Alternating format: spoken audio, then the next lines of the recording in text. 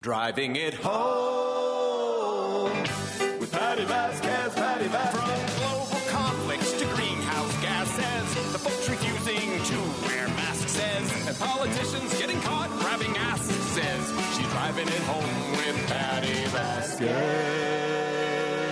All right, let's go. It's sunny out. It's a balmy, in the 20s now? It's amazing the difference a few degrees warmer makes.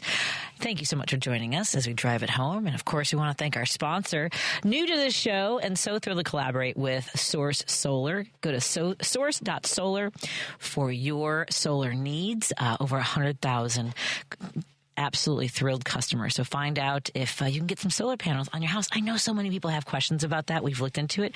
So I'm looking forward to learning more from Pete and Warren in the weeks to come. And I want to learn what's going on for you in your lives. What's on your mind today? Because I really appreciate Joan playing some of Governor Pritzker's speech yesterday. I messaged a few people because I thought it was extraordinary. And of course, there's criticism. I can't believe he's comparing MAGA to Nazis or some of the things that are going on. I mean, what else are we supposed to do, especially, as I mentioned yesterday, when the people who support what is going on with Trump and Musk and the way they're destabilizing our country, if those folks are sliding into my DMs, calling me a wetback, hoping that I'll get deported, threatening to kill me, or hoping that I die, those kinds of things, these are the things that I'm sorry, that Nazis do. I saw something really unsettling today. There was a post about, what you should get in order. And I think this is something to think about in general. Let's say there's a natural disaster, and we see this happening all over the country where people have to leave their homes. Try to find a place in your home where you can store in a backpack. I would recommend a backpack to have several days of the kinds of supplies you would need. Maybe you have medications. I know for Steve and I, we talk about what we would make sure we carried with us for Declan, whether it's a change of diapers and of course, clothing. They say to keep a wool shirt is the best thing to have in different situations. Have any emergency information there. A whistle, which I thought was interesting in case, let's say you're in a situation where a building maybe has collapsed and you need to let people know that you're there, or in the snow, whatever it is, in the middle of nowhere, to get people's attention, to have a whistle, which I thought was a really good idea as well. And so there are websites you can go to. I know that at least for now, the federal government has information available on how you can be ready. And the other suggestion was to make sure you have your documents up to date, your passports, the real ID for the state of Illinois. I believe they finally are coming up to that date where in order to board domestic flights or any flights, I believe you have to have the real ID. And so make sure you've got all those things up to date. So while I was looking at that information, and they were saying some people do want to leave and some people are leaving, and I don't have that kind of flexibility or resources. And so I know, even saying it, I don't want to alarm anybody, but I know that some people think about it. If things were to go sideways, when should I go? Kind of a thing. And Lady B, they said one of the warnings that you should know when it's time to go is when the journalists and the political critics disappear. As like, oh. And I thought about going on my page and making a video and asking those who have suddenly found me and are just filling my page with so much vitriol, so much nastiness. And I kind of want to make a video going, is that, I just say it, is that what you want? Do you want people like me, or me specifically, do you want me to be disappeared? And whatever that entails. Is that the end goal? I mean, what are we, because if that is the case, and if these people are saying that, and in my direct messages on social media, there are a few, but I like to think that, there are folks who struggle with mental health. I'm not saying that hatred seems like a choice, folks, but I do wonder, like, how far do you think this should go, and how much are you willing to accept? Because that's part of what Governor Pritzker was talking about yesterday, that if we let them continue to chisel away and decide who are the ones to blame for inflation or what's wrong in your life, and you are so easily pointed in that direction to hate people of color, or to blame people of color when there's a plane crash because you think that they've lowered the standards. It is not about lowering the standards. It is making sure that people who might otherwise be uncomfortable hiring someone that is different than them, maybe somebody who isn't as wealthy or doesn't come from an ethnic background that they're familiar with, and they'd rather be around. Look, this is not something that's new. This is anthropology, where people gather amongst and hang out and relate with people of their own, right? So it's intended to remove that barrier to access and to remove that barrier of welcoming, I guess. You might know somebody who has traditionally been in all white circles. Because we do this, we do self-isolate, right? A lot of people do. It just happens that the people who have been traditionally in power in this country are the white guys. So and the other thing is, so that meant was, for decades, perhaps the most qualified person wasn't getting hired because they weren't white. And I love Tom Hartman's point that it's not to hire a less qualified person of color or a woman or someone with a disability or a veteran. It's to not hire the unqualified white guy. And I know I'm not saying that all of them are. I'm just saying for a long time, chances were quite a few. Just saying. At any rate, I worked at a job one time, and the company's gone now. I worked at Marshall Fields on the mezzanine for those at Water Tower. If anybody remembers, the mezzanine was where they sold like accessories. We had like purses, wallets, gloves, scarves. I think we had like tights and things like that. This would have been the late '90s. So it's the level where you go to like the food court. And the manager was this white woman. She was a little uptight all the time, but she was very brusque. Had a very quick way of moving through things. And one day we were organizing the glove like case, the nice leather gloves, and styling them just right. And she turned to me and she goes, "It's so good to finally have someone white on this floor again." And I was just like, what? And what was interesting was I went to HR. I didn't know how HR worked. I didn't realize HR wasn't there to go, oh, we should make sure that everyone feels safe. Because I turned to the woman and I said, well, I'm actually Latina. She goes, at least you're not black. So I went to HR, and the woman in HR, she said, how do you feel you were discriminated against? And I said, I'm not saying I was discriminated against. I think you should know that somebody on the floor doesn't feel comfortable with the black employees on her floor. And they were like, well, we don't really, unless you have something that if you want to file a claim. I'm like, so you want her to be racist against them. And I don't know. I just think maybe you want to make sure. And this is before DEI training. There wasn't really at the time. I think the last year I was there, because I worked there several times. I worked there for several years. I was seasonal. And the last time I was there, they did do a training where they would show us pictures of people. And it was more like, they would show us people of color, and they would also show us people like who, maybe you wouldn't particularly find appealing, right? The way they dressed, so they would show us videos and mannerisms.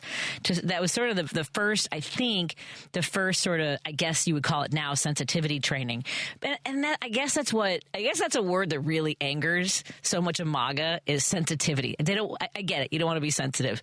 And I guess, I don't know, we can't, there's no language that's going to be, why do I gotta care about somebody else? Why do I gotta, why do I gotta be nice to everybody? I think, and you can't make anybody be nice to everybody, regardless of how they look, how they dress, how much money they have, that kind of thing.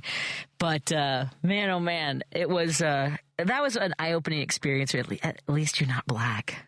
We're not friends. We are not. Don't talk to me because I'm light skinned and you want to I'm not your ally. And that's what was so crazy about.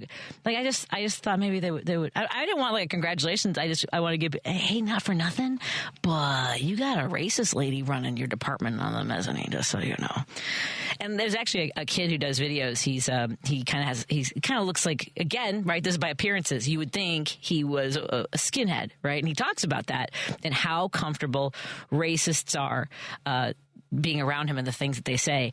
And I haven't had I have been around a lot of it, but not to the extent that he has. I mean, he talks about this thirst for violence and sort of getting people off the continent. I mean, well, the country, I guess. But I don't know. Now we want Canada, and I guess is Mexico next?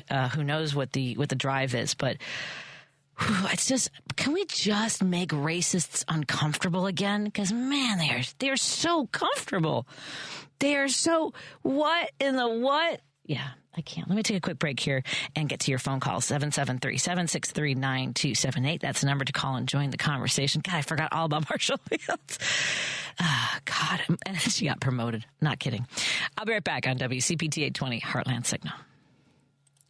Out Chicago. The media has been manipulated with propaganda and fear, and this is what has brought us where we are today.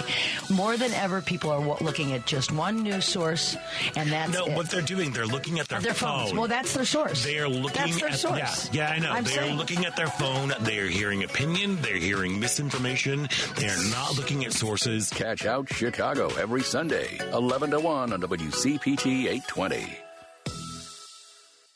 Because facts matter. You're listening to WCPT 820. If you're listening to this station right now, you've definitely heard my voice before. Hi, I'm Hawk. And I'm Pete.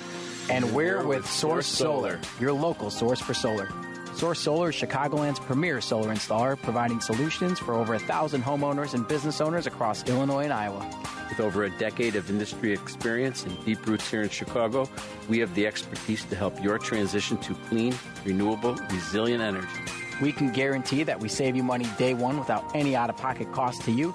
This means you have an instant ROI, instant payback, and can save money to add to your bottom line day one. At Source Solar, we source everything as local as possible, meaning we always carry the Made in USA sticker. Find us online at www.source.solar. Stop in our office at 5710 North Northwest Highway or give us a call at 773-985-3992. And don't forget to ask for Hawk or Pete. Patti Vasquez is taking your calls now at 773-763-9278. Driving it home with Patti Vasquez now on WCPT 820. We are so thrilled to have you here and looking forward to hearing from you, whether it's by calling or texting 773-763-9278. We've been getting a lot of first-time callers, some folks who have been listening for a long time and now feel motivated to call in. Some folks who are finding us. We need to keep spreading the word. If you know people who are like-minded, please let them know about WCPT and Heartland Signal.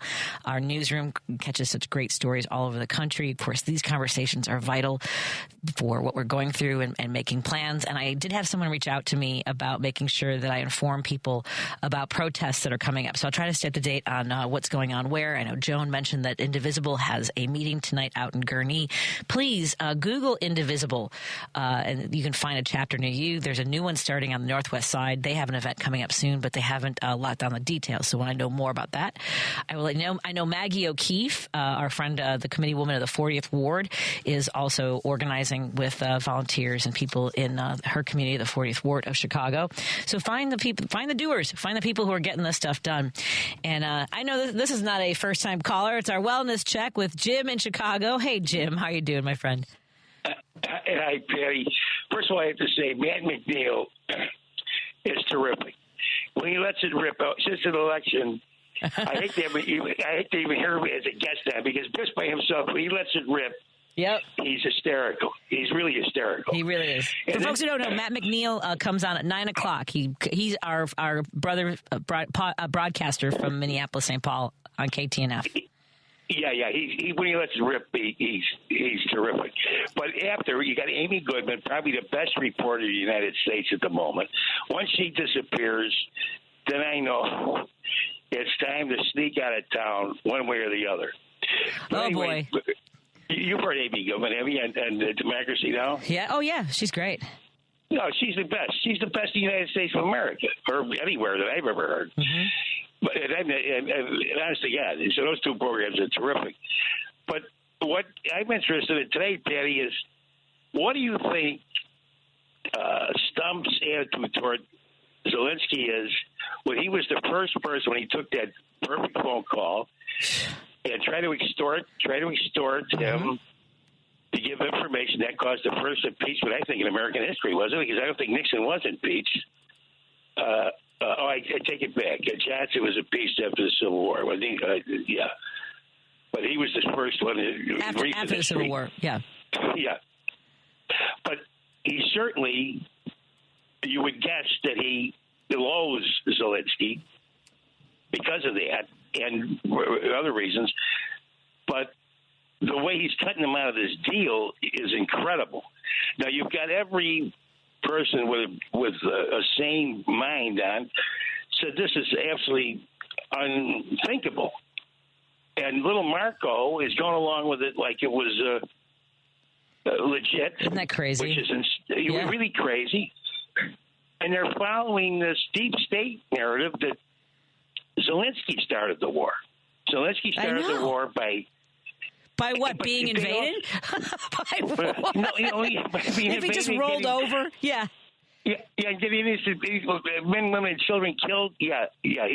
Sure. Yeah. Putin did it out of pure altruism. But the other thing is the idea that we're in this message just too much. But what else? There was some other thing I was thinking of. It's the deep state thing. Oh, yeah, the deep state has got this narrative. I heard that on Republican radio maybe a couple of years ago. They started this scenario that, Ukraine went to NATO, and they started with the religion there, that, there are Catholics in Ukraine, and there's Eastern Rite and Russia. And they went through some, going back to the 19th century. But remember, they were the ones. I also heard two ministers talking about cats and dogs one night on the radio. Oh, they're eating cats and dogs. They're eating cats and dogs. But anyway, it was the next day. That debate was the next day. Oh. And all of a sudden, there was words coming out of his mouth. Yep. Did you see? I think she was the greatest president pick for Democrats forever. I thought she was fabulous. Mm-hmm. But did you see the look she gave him when he blurted that out? Yeah. Did you say turted that out? Yeah.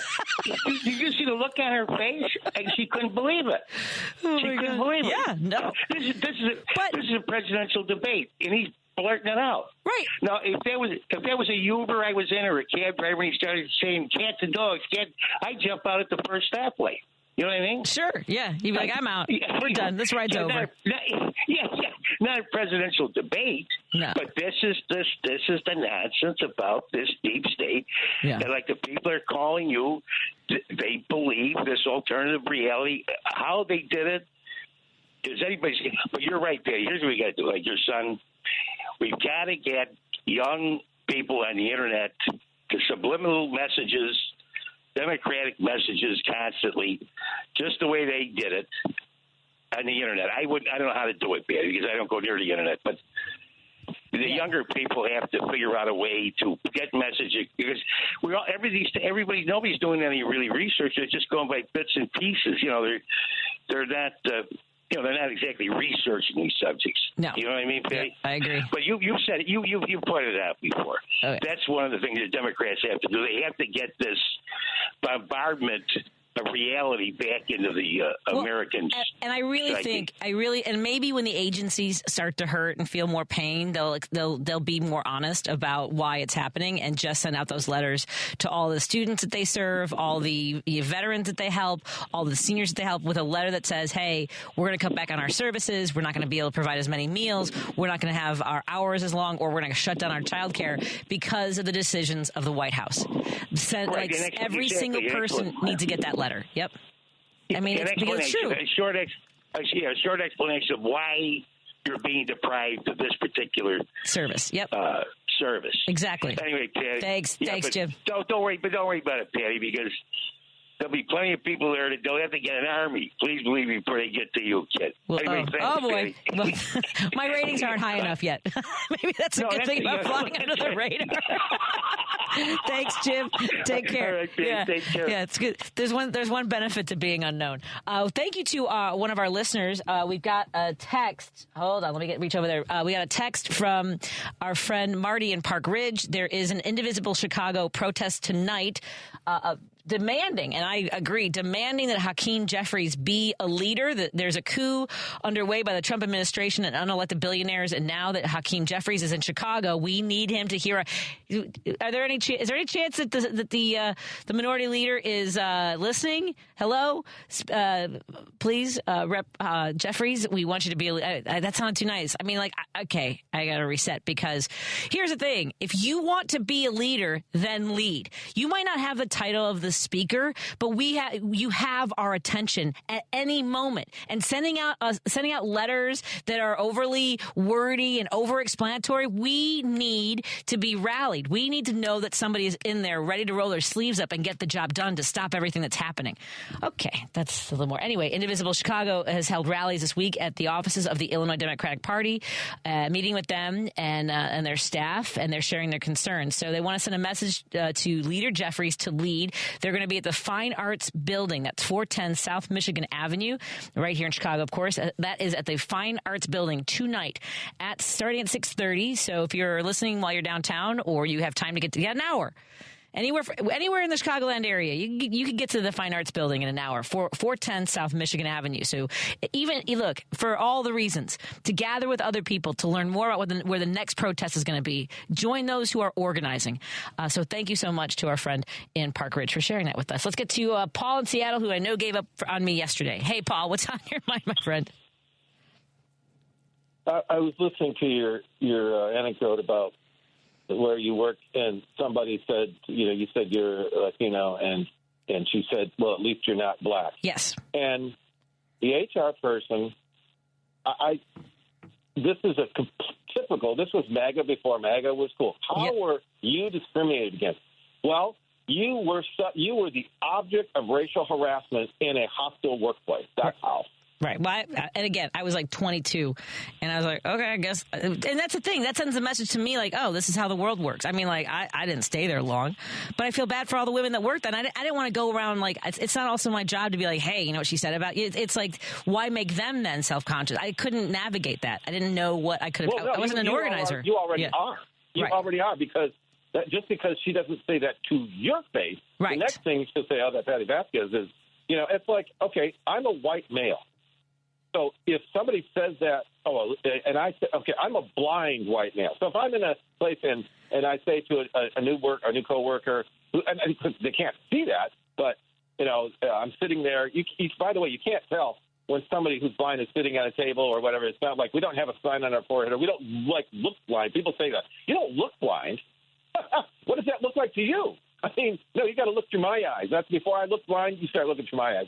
So if I sit there and somebody says something, and I say, oh, I'm sorry, I'm blind. And they say, and if that person would say, well, at least you're not black, I would grab them and haul their ass into HR and say, this is what she just said to me. I literally would grab them and say, we're going to see HR right now.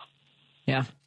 Yeah. And if they scream, if she screams, I'd say, good, you're drawing attention to this situation. You attacked me. You made me the object of racial harassment. Just because I'm not black doesn't mean I haven't been injured. Right. Yeah. Here's the thing I've learned from that moment. We are all injured by it. We are all injured by it. And here's the thing. I've also learned that HR is not a safe place for women of color to go at all. Yeah. What can your black coworker do? I mean, if that's the attitude the HR person says to you, I mean, what kind of, you're in a rat trap. You're just a rat trap. That's just stinky. It's a hostile workplace. And probably because, to say, how were you discriminated? What a stupid thing to say. Yep. And that's somebody who I don't know how old is that person? That person was probably like in her 40s. Yep. Oh, okay. So then you were 22. So yeah.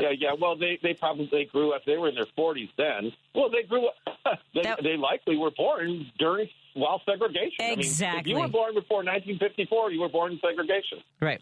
Yeah. No, it was my older brothers. My older brothers were born in segregated America. And that's the thing. That was in 1990s. That would have been 1995, 96. No, because I was 22, like 93.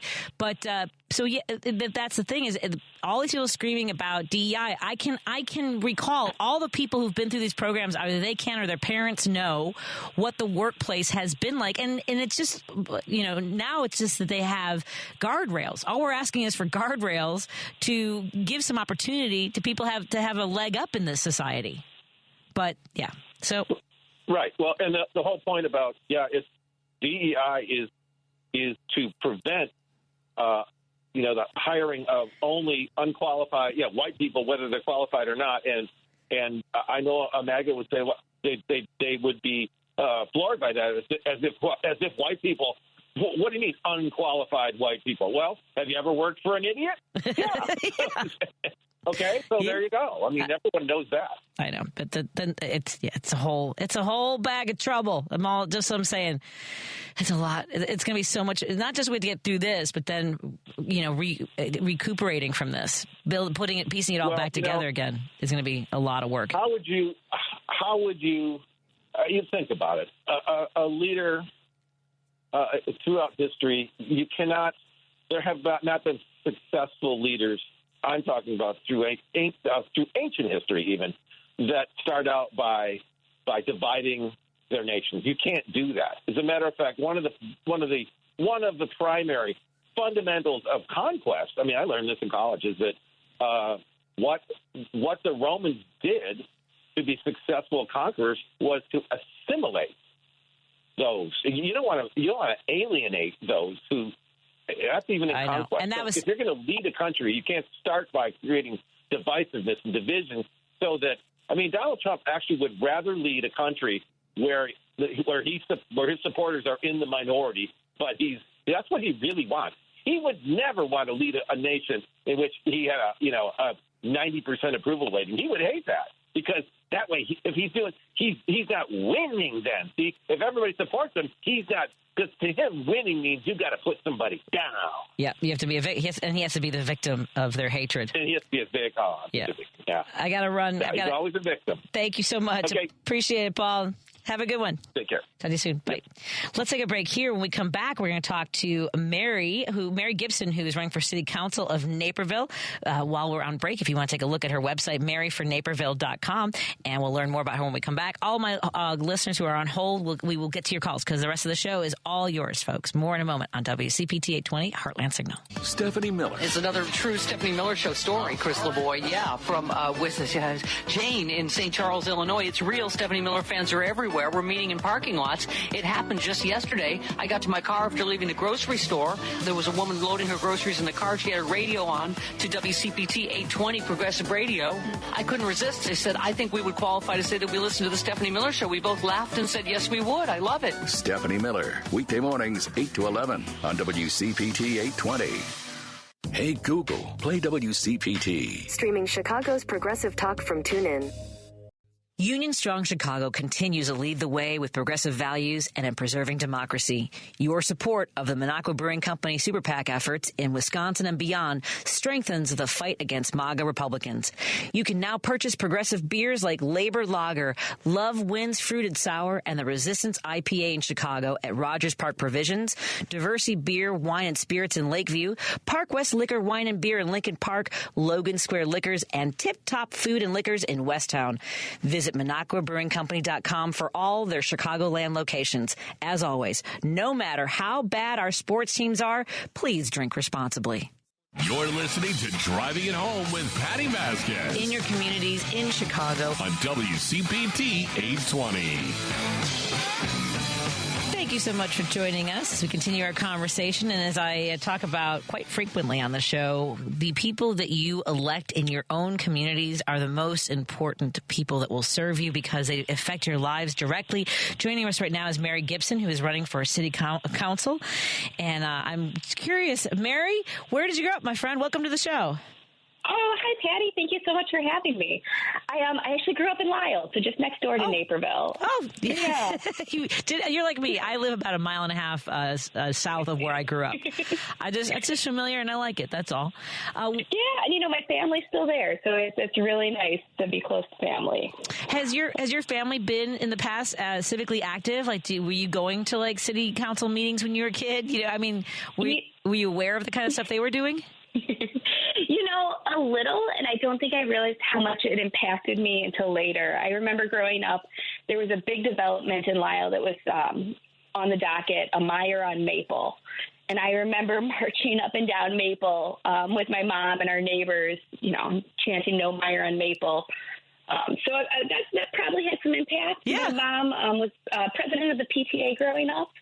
It's one of those, I think, as a kid, you don't realize how much your parents do in the community and how much they sacrifice and lead until you're an adult looking back. So I definitely had some great role models in my family.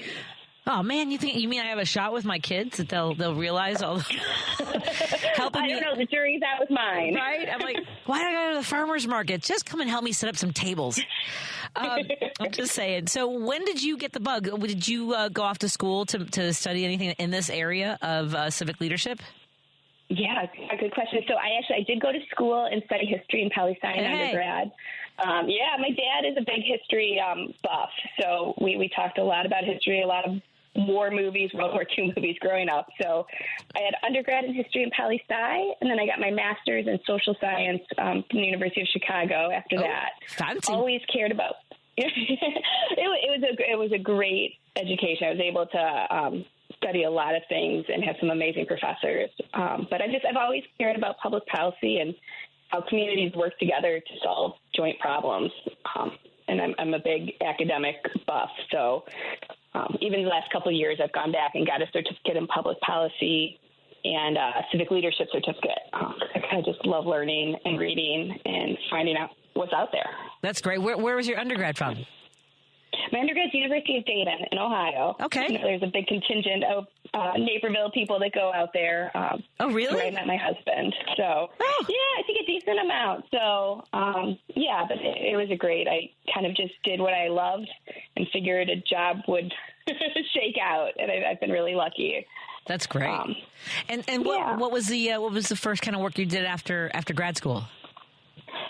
Good question. So I got a job in data analytics, and it was actually I started doing corporate, advising Fortune 500 companies on unforeseen risk, strategic opportunities, public sentiment.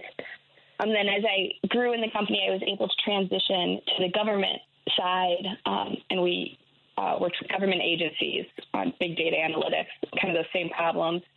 And then Ferguson, Missouri, happened, and I was able to lead the team that we did public policy and outreach is what we called it. So we worked with nonprofits and local governments and used data to kind of help them bridge the divide on what officials were saying and what their community members were saying and thinking and feeling. So it was a really good education in listening to the community, and it's really helped me now because with my work. I'm the current president of the Naperville Park District, so I was elected in 2021, and so that professional background has really helped me the last couple of years. That's excellent. And your kids you have little ones too, don't you? Are they? Is this picture? They're so cute and handsome. Thank you. They ham it up to the camera. Well, and this dog. I'm sorry, your kids look awesome, but what's this dog's name? Pickles. Pickles steals the show. Yes. Too cute. So how do they feel? Because when you run, your whole family runs for office, don't they? Absolutely. They love it. So I actually had a fundraiser last night, and they were so excited. I think they thought it was like a birthday party for them. So they were great. My daughter was drawing name tags for everyone with little pictures and hearts and flowers around them. So I think they're really proud, which is awesome. At the age they're at now, I don't know how long that's going to last till I embarrass them. But they know a lot about how local government works and civic responsibility and getting involved. So hopefully I'm laying a good foundation for them.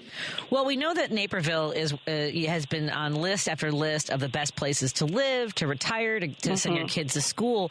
So that's a lot of work that City Council has been doing. So tell us a little bit about the services, the operations of City Council, what they're responsible for. Absolutely. So, a lot of the work they do is things the average citizen doesn't even know or have the time to care about, which is how it's designed, planning and zoning, what new developments come in, infrastructure. We are in Naperville, we're redoing our water treatment plant so it can get up to code for EPA requirements now. Our water infrastructure needs replacing.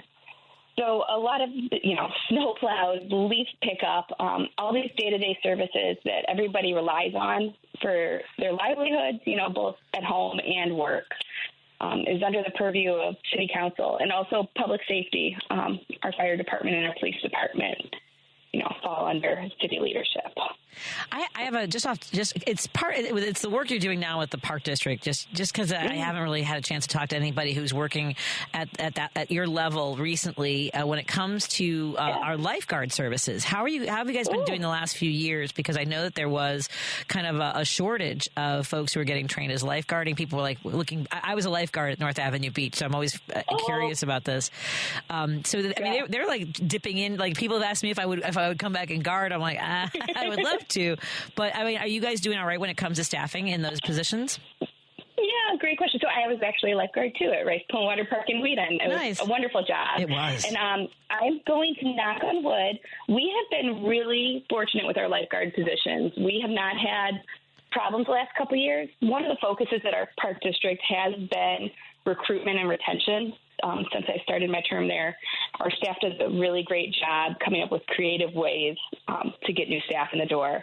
But I also think we just have a good environment. We have Centennial Beach in Naperville. I'm not sure if you're familiar with it. But we have a really professional, well-run lifeguarding staff, and I think that is responsible for lifeguards coming back year after year. That's great. Knock on wood, we have not had any lifeguard staffing problems. I don't want to jinx anything, but I mean, that kind of goes to the whole conversation, because people often want to know, well, what does my money go towards, right? And it is sort of those services that young people can get education and opportunities, but also teach younger kids to water safety, and provide spaces in the summer and throughout the year where families can really trust when they go someplace that they're going to be safe and have fun, and that's the whole idea of a community like Naperville. And so what do you want? What do you hear the most from constituents when you go door knocking or appear at these events? Door knocking. Well, the biggest thing I hear is our electric contract. So I'm not sure how much you're familiar, but Naperville is part of the IMEA group of municipalities that are co-owners on a coal-fired power plant, and our contract goes through 2035.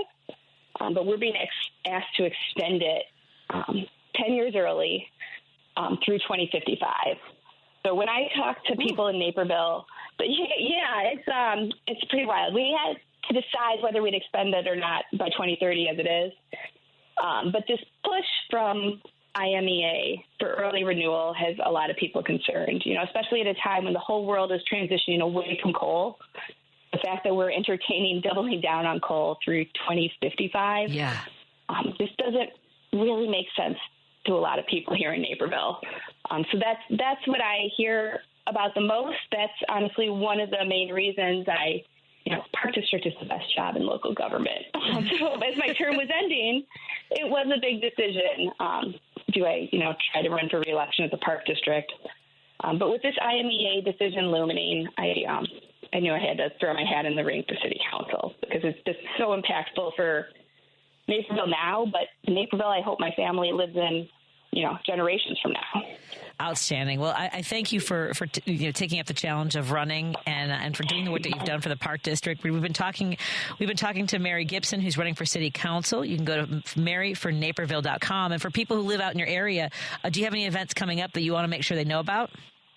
I do. Well, the St. Patrick's Day parade is coming up, and The Gibson kids love a parade. It's been their favorite part of me being on the Park District, is walking in the parade. So I'm really hoping we can get a big contingent. So if anybody wants to walk in the St. Patrick's Day parade with us, it's always a fun time. You get to meet a lot of people, see a lot of people. And they can find information about that on my website or my socials. My website's www.maryfornaperville.com. And same thing with my Facebook is Mary for Naperville. All right, your 30-second pitch for running for City Council of Naperville, Mary. Go ahead, take it away, Mary Gibson. Awesome. Well, thank you. My name is Mary Gibson. I am the current Naperville Park District President. I have a background in data analytics, an educational background in public policy, and a commitment to civility. I can work with people across different beliefs, perspectives, and opinions to get solutions for Naperville. I will represent all of Naperville, not just the people who vote for me, and I will be accessible and transparent and open about how decisions are made and how they affect your life. I would love your vote and your support on or before April 1st. Early voting starts March 17th, and you can learn more at maryfornaperville.com. Excellent. The room's going crazy.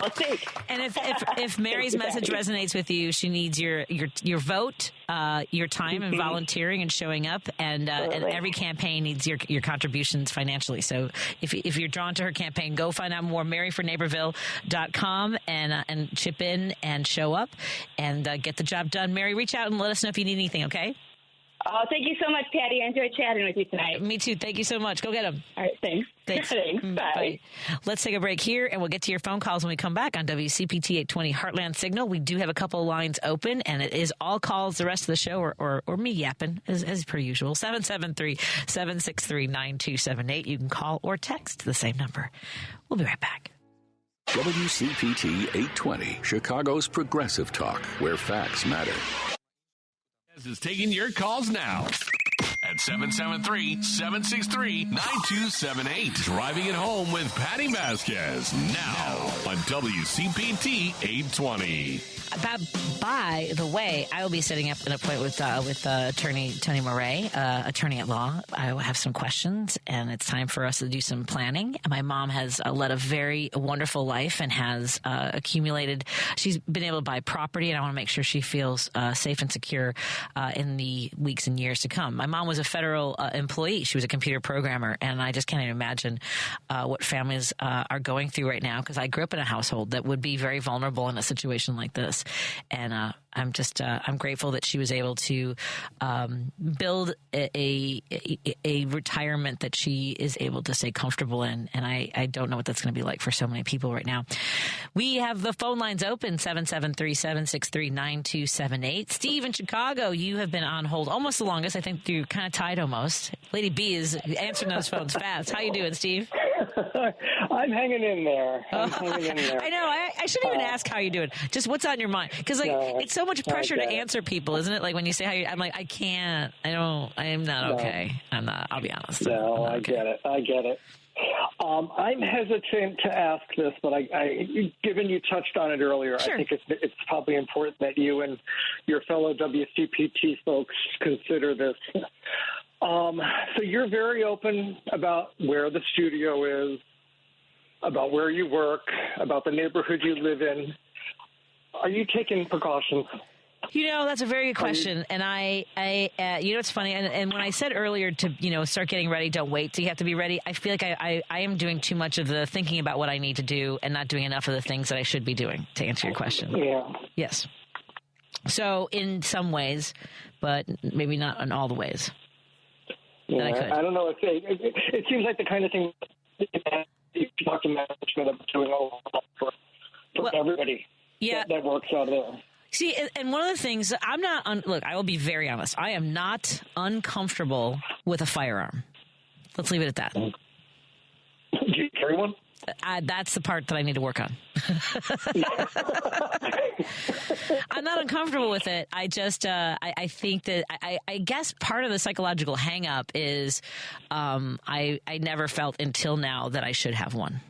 Yeah, I get it. I've never been drawn to carrying a firearm, and actually in 2016 when he got elected, that was the first time I ever thought, maybe you should But have you trained on it? Like, yes. Have you gotten formal training? Sure, okay, I have. Good. Yeah, because I always get it into. I always get into it with people on Nextdoor who are like, whenever somebody brings up crime, they're like, "Get a gun," and I'm always like, "Great," because that way, when the guy with the gun surprises you and you're fumbling trying to get it out of your purse, he can knock you out, take your gun, kill you, and now he has 2 guns.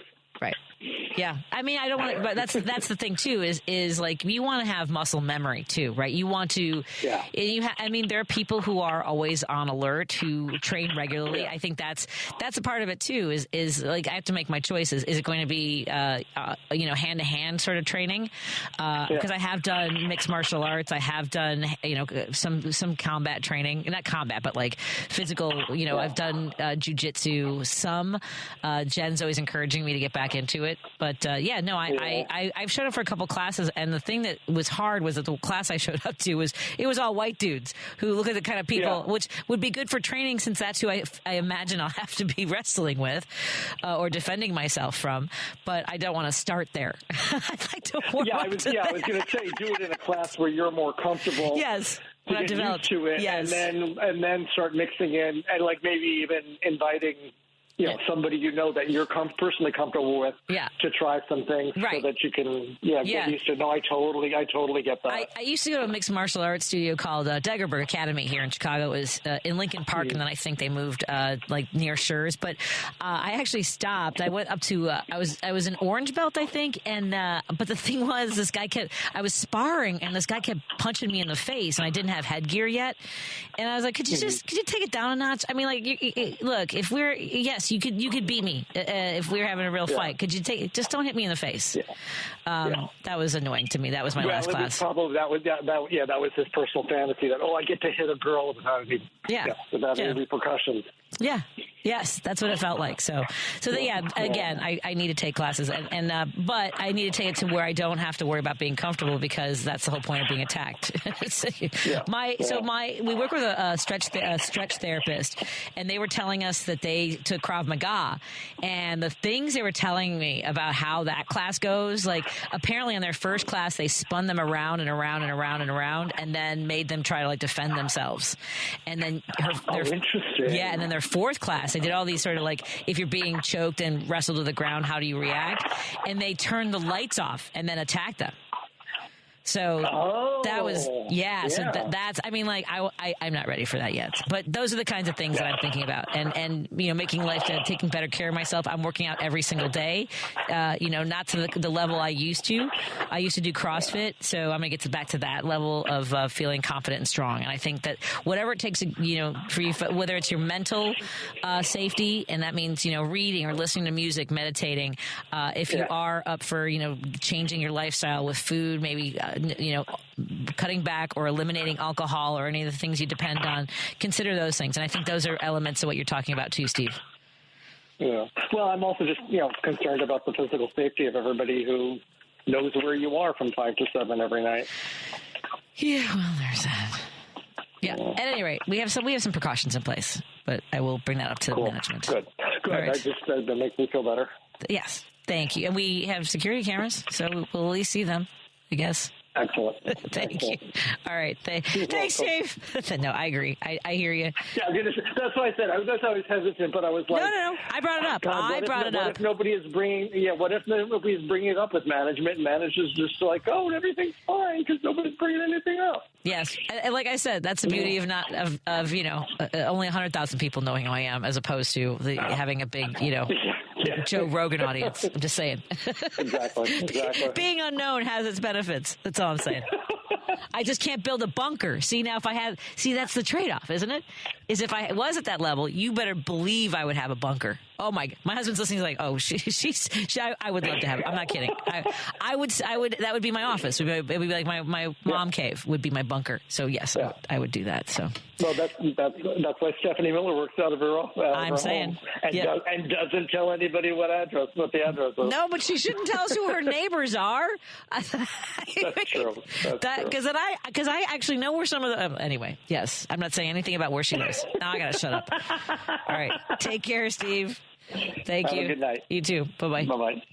Let's get to Cindy in Michigan. Hey, Cindy, what's on your mind, my friend?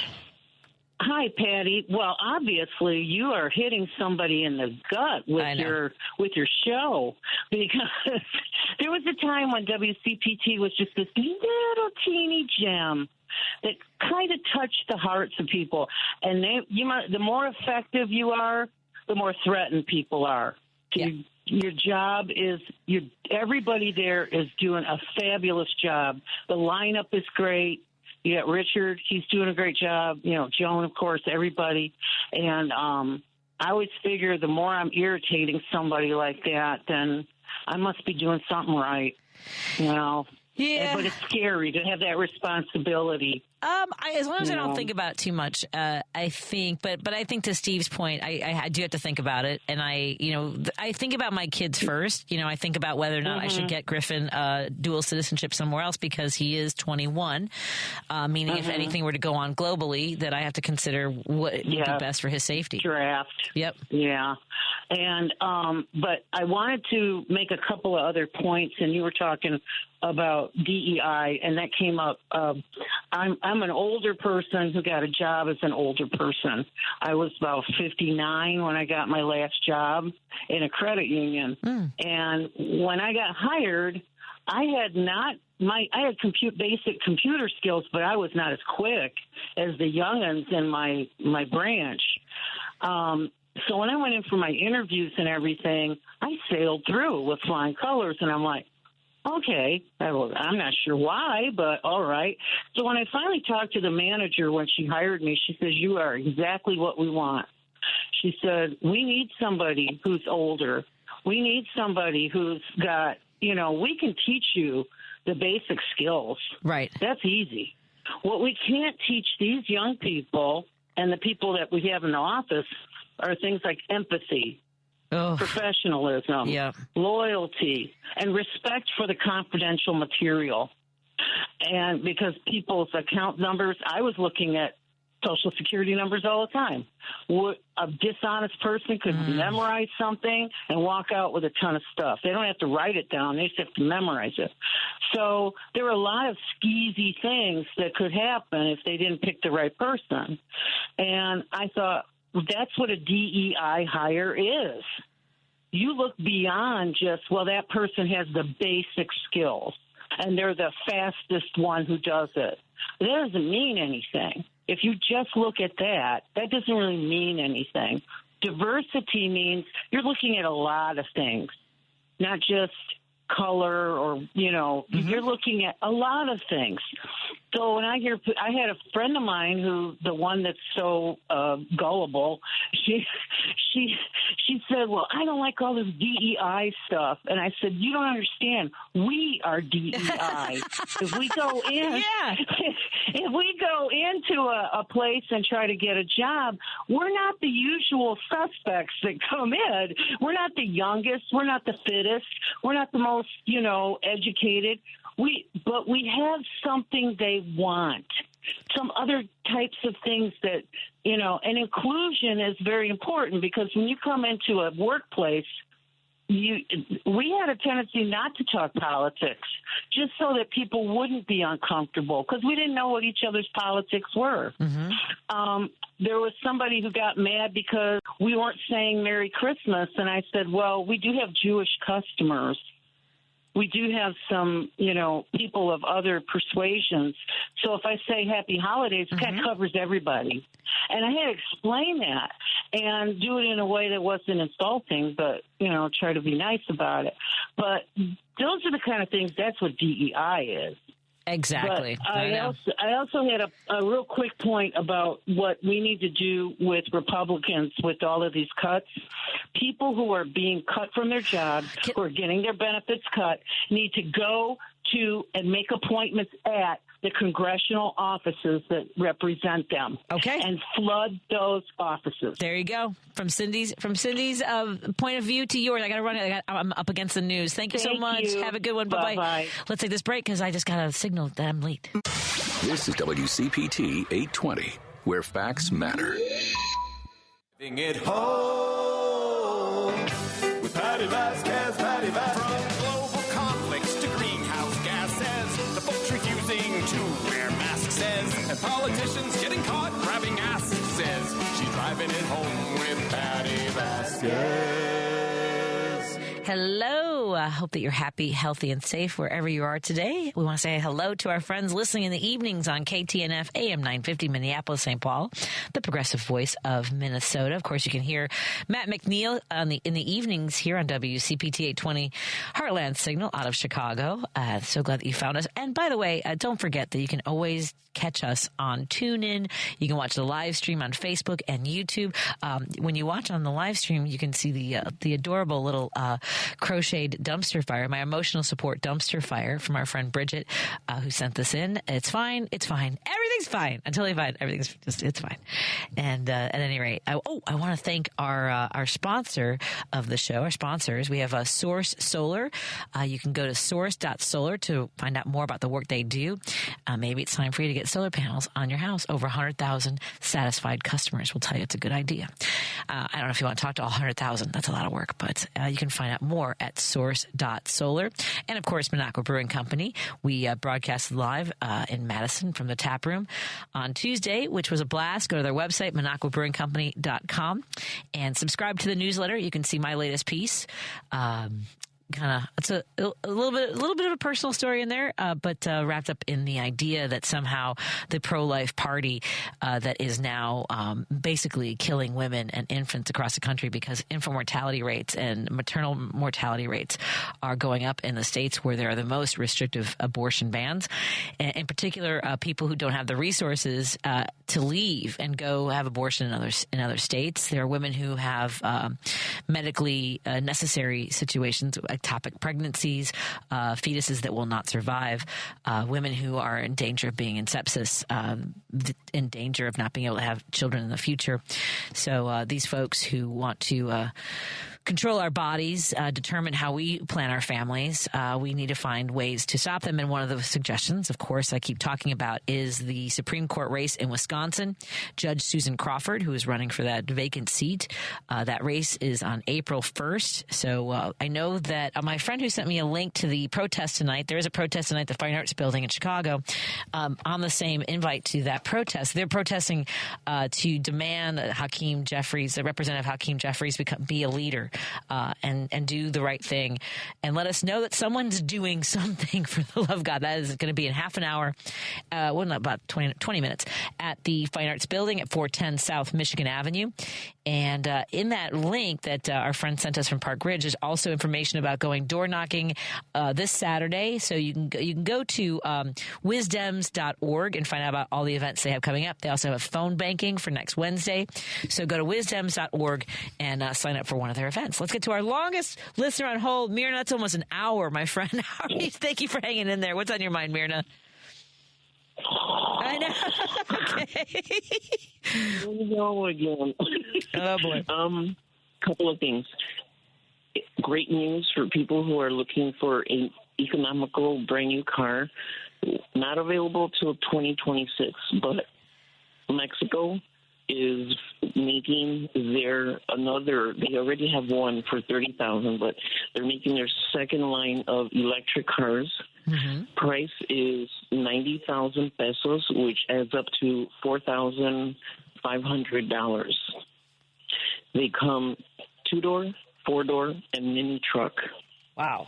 And with the 25% tariff, you're still only paying about $4,700 for a brand new vehicle.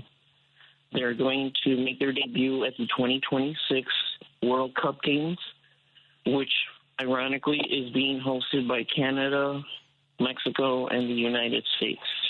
Wow. I wonder how that's going to go with so many foreigners coming to watch the games. I wonder the King and his court jesters are feeling about that many strangers coming into the country. Yeah, right. How much did you say? Yeah. How much did you say it was going to be? These vehicles? It's 90,000 pesos, which comes up to about 4,400 really? Something. Yeah, 4,500. This is something that Dr. Claudia, I like calling her doctor because she deserves the President title. Doctor, yes. Yes, she had announced this during her campaign. That was one of her main goals. And they are, the line is called Olina or Olinia. They're so tiny. And, I mean, they're cute. These are, I mean, yes, but I see where they're little cars. They're little. The thing is, I've got to find a better picture because these really look like little toys. So there must be better graphics for this. And I mean, but you figure if you get the mini truck, you can kind of get it worked on, have it like a conversion van type thing. Sure. Have somebody work on the inside, and you can make it a little bit bigger. Add on a couple of seats in the back, open the windows and stuff. So, like I said, for less than $5,000, brand new vehicle. Wow. And yeah, so I imagine a lot of Americans are going to be going down there to buy them.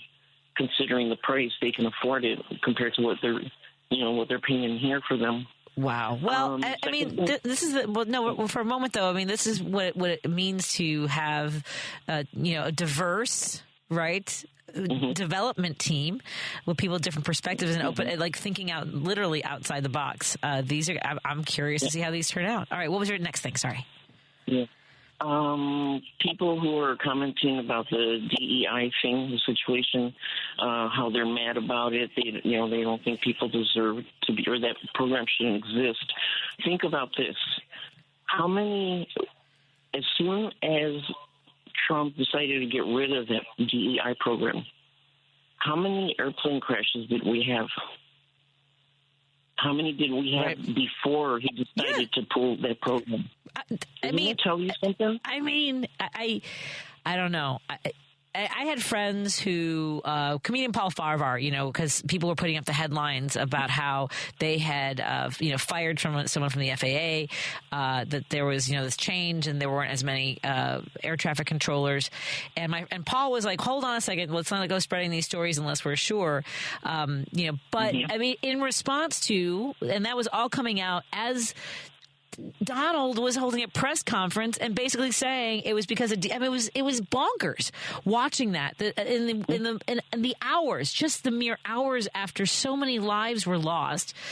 This turd is out there talking about how it might be because a person of color, and then it's absolutely maddening. Mm-hmm. I can't believe we're living in this space. Yeah. And to your point, I mean, and those DEI programs, those diversity, equity, and inclusion programs intended to make sure that people of marginalized communities, including people of color, women, people with disabilities, veterans, people who are older, as one of our callers, Cindy, mentioned earlier, all of that. And that was all, but those programs existed when he was president the first time. It wasn't, like you said, until he disrupted things and they started having shortages of employment, the number of air traffic controllers. And I would imagine a complicated communication systems now. Okay, sorry. Go ahead. Yeah.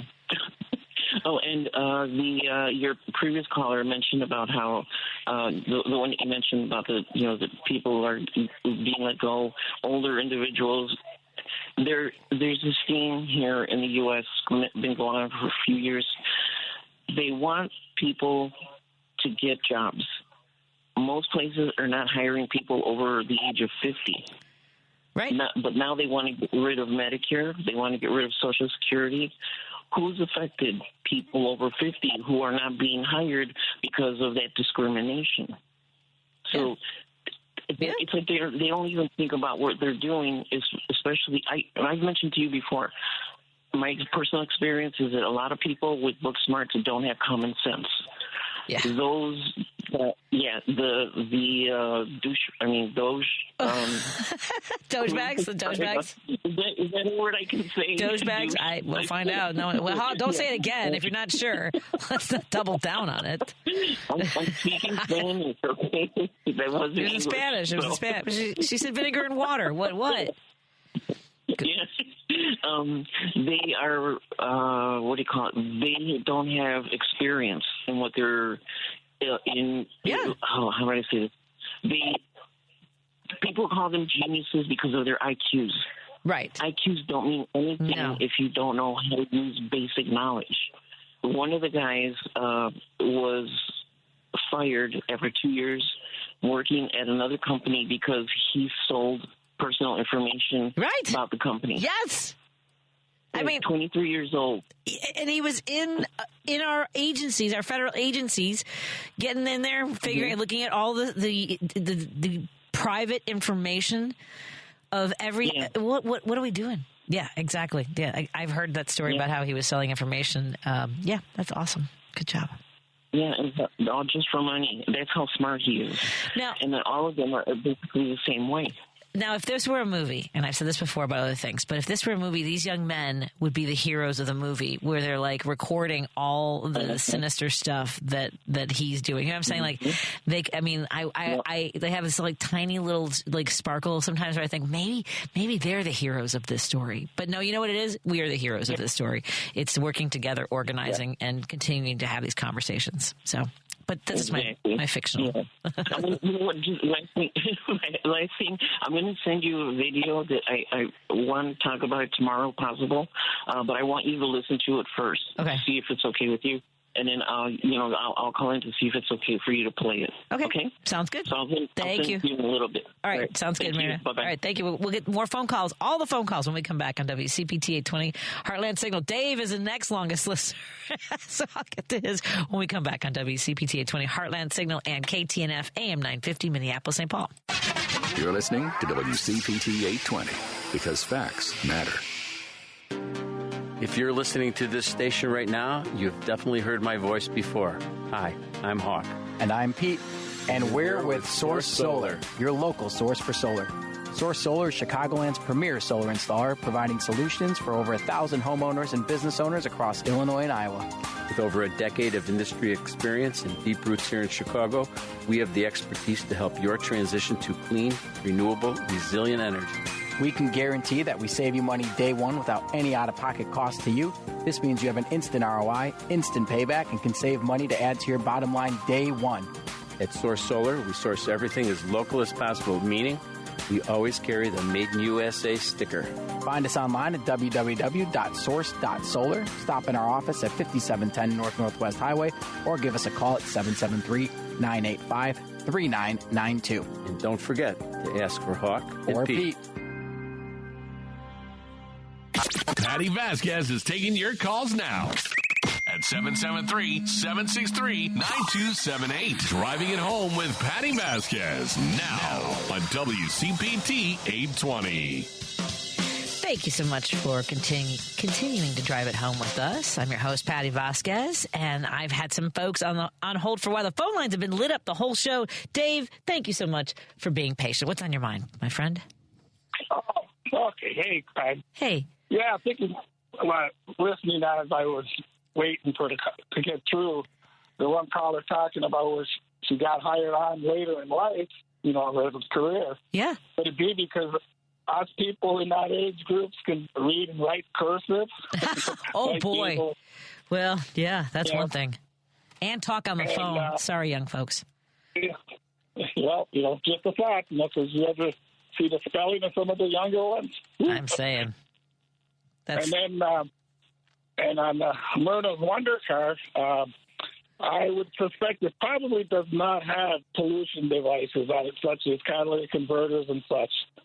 And you'd have to put out a little bit more than, a bundle, probably about $6,000 to get that converted over to be able to drive it in America. So might be something to look at, because I know people who had bought cars in Europe, and they had to get it converted over to meet America's standards. So, and it costed a few extra bucks that way. But, hey, just a thought. I hear you. It was funny while we were talking about when she was talking about older. When you were mentioning older employees, we've been talking in the last few days. Of course, these wild claims that Musk made that over 20-some million people are still getting Social Security, even though they're up to 150 years old. And he made jokes about Twilight and vampires and things like that. And I've been mentioning to folks who perhaps aren't aware, and I don't know why people would be. I just happened to grow up in a household with a computer programmer who worked on COBOL programming. And a listener sent me this really good article, and I apologize, I don't have the link back to who sent this to me, about how pervasive COBOL programming is globally. and how many, not just the government, but businesses. It's massive. It's basically like the background software for pretty much everything. And the average, like most of the employees, people who are trained in COBOL are over 45 years old. More than half of them are over 55 years old. And just a quick search, by the way, Dave, I found like if you look for COBOL programming jobs, it's like between $46 an hour to like $90 an hour, because 70% of universities are no longer teaching COBOL, and it's not going anywhere because it's too hard to extract it from the system since everyone relies on it. They bought my mom out in part because they were like, well, we're not going to be using, we're going forward, we're probably not going to use this, because remember that was Y2K and they haven't done anything about it, and it doesn't look like they can. It's not going anywhere. 70% of all business transactions in the world rely on COBOL, including ATMs, point of sales systems, and healthcare prescriptions. So if you know anybody that wants to know what to do with their lives, tell them to go get COBOL programming training. Yeah, sounds great. Yeah. I was talking to Lady B, I mentioned that we're coming up, like Monday, it'll be 3 years now, the Ukrainian war. And Trump, with his delusional lies saying that Ukraine attacked, that is not so. Remember, Putin's invasion of Ukraine was called a special military operation. And, in fact, we still can't call it any kind of invasion, and that is forbidden to call it that in Russia. And he also said he wasn't against the Ukrainian people and just those neo-Nazis or whatever that were in the... Oh, yeah. Oh, God, I forgot that wasn't that the Russians said they were going in to get the Nazis. They don't talk about that anymore. Yeah. Remember? We had texters who were like, oh, I guess you love the Nazis. And then they realized, that was a cover. Yeah. And all Nazi meant was nationalism. I know our Professor Joel Oster, who's on Jones' show, has explained that. Okay, yeah, because... and then he said that he didn't, plan to occupy Ukraine and, and supported the rights of the people to self-determination. Right. And, and it's supposed to only be a 3-day operation, right? Special operation. Yeah. And sure could fool me the way he been, shelling them cities and stuff like that he didn't have nothing against the Ukrainian people. Yeah. Don't take it personally. Don't take it personally. And I don't mean to giggle because it's horrible and people are dying. No. But it's dark. It's horrible. Yep. Shortly after it got started, I had always said before on It's Not Your Program, either to Hartman or whoever, that it was going to end up just like what happened when Russia invaded Finland back in 1939. And they had to give up at the end. They ended up giving up 11% of their eastern portion, the Karelian Peninsula, Karelia, to Russia. Yeah. And they still ain't gave it back. But they're going to end up giving up the Donbass and Crimea. That's going to, even though you watch, it'll end up being, suing for peace or whatever. They're going to end up giving up that eastern portion. Well, can I ask you a question as a veteran that someone just texted? The real question is how we react when the traitor orders our troops to help Russia. Well, I don't know. Would it be a lawful order? Yeah. Well, a lot of the young guys, they're all pro-Trumpy. A lot of these guys, they're, Yeah. I don't know why. Like I say, I don't understand that, and especially like with the Vietnam guys. I'll never understand that. No. Like I said before, if you met Clinton or Jane Fonda and that, these guys are traitors. And, It's a unfortunately limited understanding. I got to run another call, Dave. Thank you so much for calling in. Thank you. Thought I'd share a little bit of knowledge with you. Yeah. All right, then. Thank you. Appreciate it. Take care. Be well. You too. Let me take Bobby from Indiana. Thank you for calling in today, Bobby. How are you doing? Oh, Patty Patch, how are you doing? Hanging in there. How about yourself? I can imagine. Well, my God, I finally put one over on them MFers. Uh-oh. I beat them to the punch. After the election last year in November, I just knew, I knew it. I canceled all my doctor appointments. Oh. And wouldn't you know it, Joe, I just heard, I think it was on Joe's show today, that Cotton Top has announced April 1, the end of all telehealth visits. Oh, in Indiana, you guys are canceling all your telehealth visits. Is it just in Indiana, or is that something that's for anybody who's on? Nationwide. Nationwide. Ah, jeez. And that's how I was getting my, Right. But, I would imagine most of those benefited people out where I am, rural farm-type folk, who now got to figure out if they still want any doctor and how to crawl into a doctor. I wonder how many more Trump flags will be coming down and going in the fireplace. We'll see. I don't know. They're holding on for. They're not even just holding on. They're absolutely with bangs, just biting down hard on this nonsense. They love it. They love it. They're doing everything I wanted them to. You're just crying because your Democrats won't be able to benefit from all these welfare programs and these entitlement programs. Okay. Guess who? Everybody has something invested in this. We all got skin in this game, man.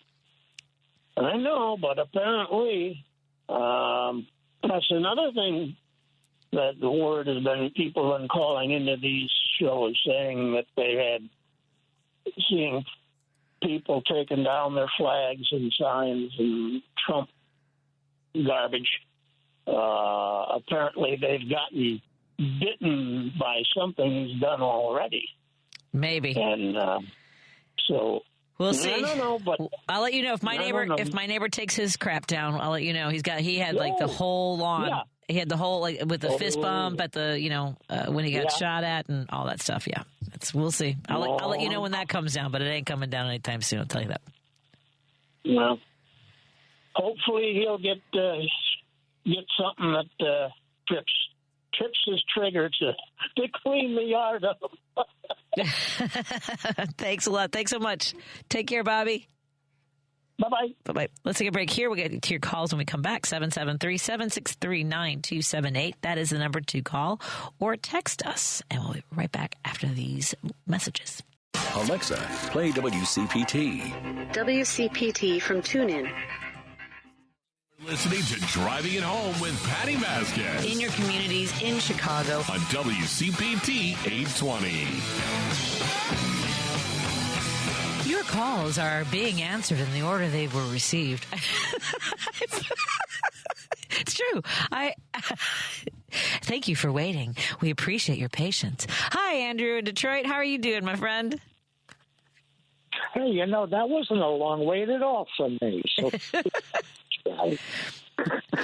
You were the longest in the queue. I assure you. I have before I ask you what's on your mind, my friend. I have a question for you because somebody asked, where are you tuning in to WCPT? Are you listening online on an app? I am receiving WCPT through yes, it is an app through TuneIn. There you go. Tune in. Excellent. Now, were you looking for like progressive talk, or how did you come across our station? You know what the sin of it is? We have no progressive radio station in the city of Detroit. What the hell is the problem? I know. This is a lack of playing the long game like Republicans have. They invested heavily in we think about Fox, but really it was the Rush Limbaugh networks going into rural areas, buying up all the airtime. I mean, it was Republicans doing it very methodically. And after Reagan, sort of destabilizing the entire system of how we used to. Remember, you had to do fair time, equal time. If you had a Republican on your show, in particular it was candidates, you had to offer the equal and fair time to their opponent. But we don't have to do that. I believe we don't have to do that anymore. I have been looking, and I'm going to continue looking to find out how I can get to the company now that either owns you or is controlling you. Oh, we're not controlled. I am not controlled. Believe me, there's no script. No, that controls WCPT. Sure, okay. That controls WCPT. And try to suggest, please come over to Michigan. Let's expand the audience, the blue audience that's in Michigan that isn't hearing you. Help us to. We just voted purple in this last election. Yeah, I'm ashamed. I know. Michigan went purple. Yeah, so bringing that up, I heard someone earlier in the show saying, what is Hakeem Jeffries doing, this, that, and the other, blah, blah, blah. And then I heard you talking about, get involved with the local marches. I had heard from somebody, it may have even been Hakeem Jeffries himself. Let me say, I'm not quoting him, but it might not be the best resource to do that at this point. Because, if you're going to your city and you're going to your state house or whatever, that might not be the best avenue right now. And what I think he's thinking is we just got the Democratic National Committee heads put together, and I think we should perhaps wait a little while, very short while, and then we need to flood the phone banks there at the DNC and find out, what are you doing? Where are you going? And then tell us what to do. Tell us where we should go. Maybe we need to go to Washington, like the Women's March. Maybe we need to do something like that, and I don't know what else. But I know that I am going to be haunting the DNC.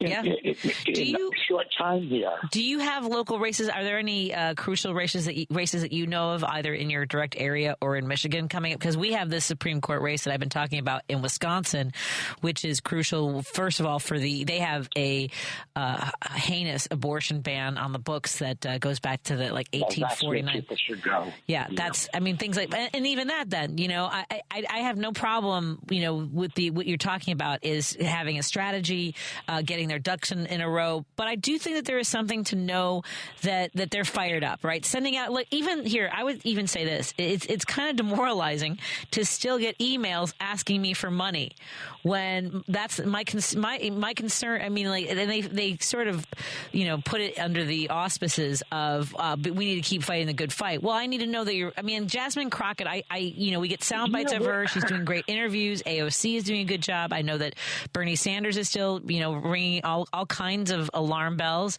and demanding more. But to find out, and Joan mentioned this earlier this week, to find out that they're also trying to figure out TikTok and Instagram, because that's where a lot of people are getting their information. I mean, more people get their information from Instagram, Facebook, YouTube than any other news source. They're not going to MSNBC. They're not going to CNN. They want those 30-second hits. So they need to be nimble. And I know I'm not on it all the time, but I'm doing this for 2 hours a day, having these conversations. And the other thing, Andrew, I do think there would be value to having a press conference every friggin' day, right? And I don't know, or even every Saturday. If I just had every Saturday or Sunday, if we did have, either Biden or Obama, telling us that people are doing the work, that there's a plan in place, or maybe you're right, they don't want to show their hand. I hope that you're right, but we don't have time. Did you get a chance to hear Governor Pritzker's speech yesterday? Yes, I did, and it was wonderful. The end of the speech, was fabulous. Yeah, wasn't it magnificent? And at the end of the speech, he talked about the briskness with which Hitler and the Nazis were able to take over, and that was, what did he say, 100 days? Something like that. Yeah.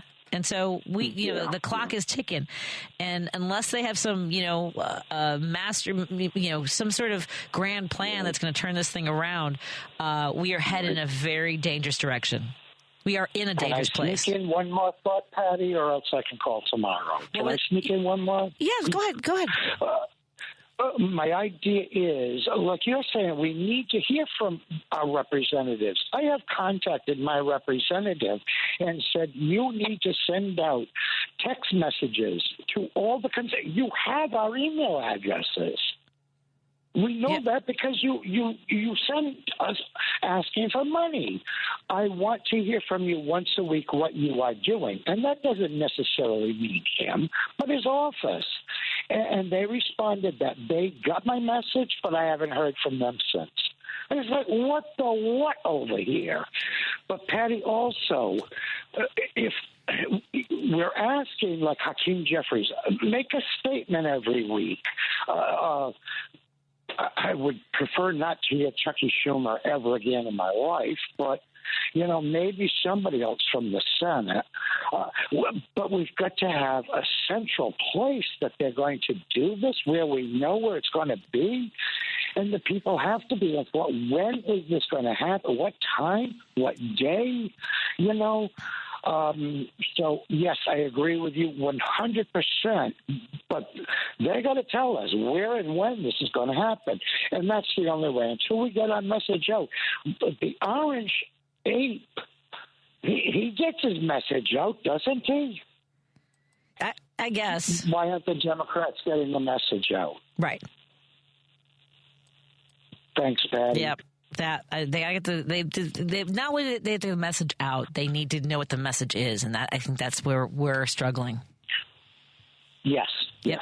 Thank you. I appreciate it. Thank you for your time. Thank you for calling, Andrew. Patty. Thanks for being patient while you were on hold. Have a great night, my friend. No problem. Take care. Bye-bye. Bye-bye.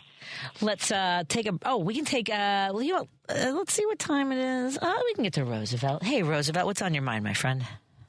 Patty, can you hear me okay? I can. Okay, I'm going to make it real quick. First I want to see if you could guess who this is. I'm so confused. I don't know who that is. Comedy. Maybe I'm not doing it right. You remember Benny Barbarino? He would hold his head up and say, I'm confused. Oh, now it's been a long time since I've had a chance to watch Welcome Back, Kotter. Okay, well, maybe I got it all wrong. I hope somebody out there knows what I'm talking about. He would grab his head and put his hands on the side of his head and say, I'm so confused. The sweat hogs and all that. Well, I'm older than you, so I can't expect you to remember that. First, let me start with Myrna. Did she say that she was from the state of Nuevo León? To be specific, Monterrey, Nuevo León? I believe she did. Mm-hmm. I believe she did. That's where I was from. I was born in Nuevo León. I knew we had something I didn't know that. Yeah, I'm from Nuevo León, right next to Texas, where we have a border with Texas. So, as a kid, we would always go to Texas to do our shopping for like Christmas and stuff like that. Because for years, for decades, maybe hundreds of years, my grandfather used to say, there was no such thing as papers back then. Matter of fact, my mom told me the other day that they went and got my grandma's wedding dress in Texas. And to further explain about Texas, we are descendants, meaning from my mother's side of the family, we're all from Zapata, Texas. Zapata, Texas. It's a small town. And the last name is Chapa, Chapa. So there's a lot of Chapas there, which I guess we're distant kin, let's say. But let me tell you why I call. Okay. So you guys keep on breaking every time, and you're telling there's a guy that's on there that represents Trump, saying that what the president did on his first term. Well, what the president did on his first term is to shake down the president of Ukraine. Isn't that right? And wasn't he impeached for that? So what is it that he did that was so fantastic to help Ukraine? Mm-hmm. You guys keep on playing you keep on playing the video. That's why I'm confused. Back to Benny Barbarino. I'm confused. And then now they're sort of walking this back with the fact that he called the president. How are you going to sit down at a table when the person that's inviting you or not inviting you, like Trump and Putin, they call you a dictator. Suppose it was the other way around. Suppose it was Ukraine that said that he was a dictator. He has every right to say that, but he didn't say that. He said that the president is misinformed. What did he say? What did the president of Ukraine say about Trump? That basically he lives in another world. Well, and that he was spreading the same propaganda that Russia does. We've known he's Putin's puppet for a while. Yeah. So now, see what you think about this. How are you going to be able to do anything now? The cat's out of the bag. The genie is out of the bottle. Meaning you're already talking garbage against the guy that supposedly you want him to sit down at the table and saying that you're saying that they should have elections in Ukraine. Who are you to say that? And remember, he's the guy that refused to give Ukraine javelins and stuff that was already appropriated by Congress. He stopped it. He put a halt on it and put a condition against the president of Ukraine. He tried it back to what I said before, back to shaking him down like organized crime. So what is it? How if I'm Ukraine or if I'm Zelensky, what's going to make me come to the table now? No, it makes no sense. Yeah, no, it makes no sense. You're right. And one thing that I don't think either you or Jonas Zito or Richard, all day I've been waiting for you guys to mention that. Europe is scared. Yeah. Europe had I don't know if you heard that they had an emergency meeting on Monday. Correct. Yep. Yeah.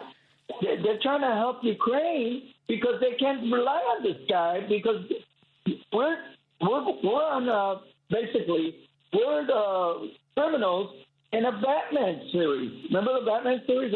That's before your time too. Anyway, the Joker and so on, the Riddler, the Penguin. So he's letting all the criminals out. I'm heading in a different direction, Patty, which is this. He pardoned Blagojevich, Democrat. Mm-hmm. He tried to pardon the guy in New York, Adams, right? Democrat. And the next guy in line is Melendez. He's arming himself with ex-Democrats and 1,500 of his closest supporters that were in jail. Notice what he's doing. On one side, he's got a set of Democrats. Oh, and he's got also an ex-Democrat, which is Bobby. So let's pay attention to what he's doing. He's arming himself. He's sort of building a wall of people that support him. And am I right in saying this? Did he say at one time to these criminals that they let loose, you owe me or you owe your life or something to that effect? That sounds familiar. Mm-hmm. Yeah. So there you go. It's the same thing as a cowboy movie. You grab a rope, you put it to the bars, the jail bars, and you pull the rope and you let everybody out. That's what he's doing. Basically, it's just a cowboy movie. Again, and then they go rob the bank, which is what they're doing already. You see what I'm saying? 1,000%. Yeah, so I don't know what you think, but I'm going to send you some other stuff that I can't think of right now. I hear you. I know. Yeah, but again, you guys keep on playing this snippet of somebody that's talking for him and saying his first presidency. He didn't do nothing for Ukraine, the first presidency. He tried to halt the weapons to go to Ukraine, the opposite. Oh, man. But to me, this is the way I feel. To me, today, democracy died because people around the world that are looking for us to lead the beacon of freedom and democracy, that's dead. When you said what you said against Ukraine, you're showing the world that you're not standing side of the little guy versus big, bad Russia, And I don't know, man. To me, something big happened just these 2 past days. when it comes down to the situation with because it's bigger than Ukraine. This thing that he did is bigger than Ukraine. Who's going to confine him? Who's going to say, hey, wait a minute, the United States is great. That's gone. Like I said, that's, Yeah. By the way, I got an update from Myrna. Myrna says, yes, my family's from Monterrey, the actual city, not a surrounding colonia. And Roosevelt and I might be related somewhere down the line. We have Chapa in our family also. Oh, wow. So, there you go. Wow. Making those connections. All right, Cousin Myrna. There was something else I wanted to tell you, but I can't think of it, so I'm going to send it to you. I won't hold you. Well, I've got to go to the break. I appreciate it. Thank you so much, Roosevelt. Right, look at that. Connected family members. I love it. Take care. Bye, Roosevelt. Let's take a break here. We got some more phone calls to get to, and we'll continue the conversation when we come back on WCPT 820 Heartland Signal and KTNF AM 950 Minneapolis, St. Paul. The Big Picture with Edwin Eisendrath, Saturdays at 1 p.m. Count me among the Americans that want to see change. Now, of course, the change I was looking for would have put Kamala Harris in the White House. Americans voted for change. They just, Trump, I think they got the wrong kind. Still, I'm grateful for elections, even when we lose. They tell us about ourselves, and we can't ignore that and shouldn't. The Big Picture with Edwin Eisendrath, Saturdays at 1 p.m. Chicago's Progressive Talk, WCPT 820, where facts matter. Hi, this is Patti Vasquez. We appreciate all our fans of Driving It Home, and your support of show sponsor Minocqua Brewing Company ensures that our important conversations continue right here on WCPT each weekday from 5 to 7 p.m. You can now find the Resistance IPA, Labor Lager, or the Resistance Pilsner beer at several Illinois locations, including Arminetti Wine and Spirits in Woodstock, Pineapple and Company in North Riverside, Lions Beverage Depot in Arlington Heights, and MP's Liquor, Wine, and Beer in North Aurora. For a full list of Chicagoland locations, please visit MinocquaBrewingCompany.com. As always, please vote and drink responsibly. You're listening to Driving It Home with Patti Vasquez. In your communities in Chicago. On WCPT 820. Well, we are getting some interesting texts from the 708 in LaGrange. The first letter of their name is R. Reverse phone number lookup is fun. Let's take some of our callers here. We've got David in Chicago. Hi, David. How are you doing? I'm very good, my dear, and I'm 90 years old. Oh, hey, how you doing, David? Thank you. I was born in the Great Depression, lived through World War II. Time we had Victory Gardens with all our brave men fighting fascism, and here you got this guy Trump and his fascist followers trying to bring that evil system to our country. And they're cooperating with a communist known as Putin. Yes. He's a communist. Now, we got two problems, and a lot of people won't recognize it, and they're doing a double teaming of us. And I don't know why we allowed this. That Elon Musk, he should be sent back to South Africa, where he's from. He's not an American, and he's handling our budget and cutting all these necessary programs for us to survive. And Vice President Trump, he's a complete idiot. Anybody that would say that Ukraine started the war, and if you remember, in his first term, I realized these people were coming there illegally. Okay, they broke the law. But what human being would take little kids and put them in cages? Right. Shame on him. I agree. David, I have so many questions. Where did you grow up, my friend? Bridgeport, Illinois. All right. Bridgeport. And how old were you when you enlisted? When I what? Did you enlist or were you drafted? No, I never was. I had to do this. I would have been in the Korean War. Okay. If I didn't have total support. I was given total support. My grandmother, my father, and my mother. So I was the only person working. So I didn't end up in the Korean War. My father had the same situation. He would have been 90. He would have been 92, so very close in age to you, and had the same situation where he was the only support for his family. And you're right, having lived through all this, and I know you're asking like, how did we get here? I know how for my mother, who is 90 years old as well. Not that I'm trying to do a romantic connection here at all, but are you still married? Yes. Good for you, David. Excellent.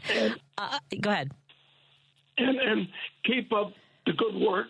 And we got 4 years of some rough times. And I lived through the Great Depression, World War II. So we survived, and we shall do it again. Yes. And we need to hear more of that, David. We will survive. We'll do it again. We'll rise from this madness. Yep.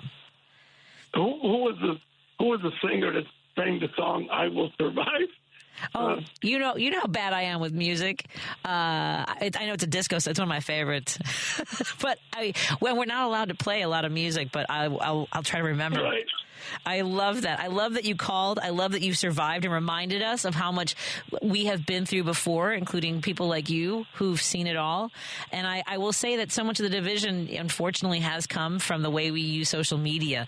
It's Gloria Gaynor. Everyone right now is screaming at their radios. It's Gloria Gaynor. Thank you, everybody. Appreciate that. And David, I really appreciate hearing from you and that you shared your insight with us and your wisdom and your concerns and also your confidence in our ability to get through this. So thank you so much, my friend.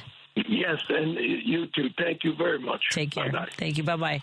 We made it, Lady B. I love you. Our good friend Randy Rhodes is up next, followed by Matt McNeil. We'll be back tomorrow. Senator Dan Katowski will be joining me as guest co-host. Bye, everybody.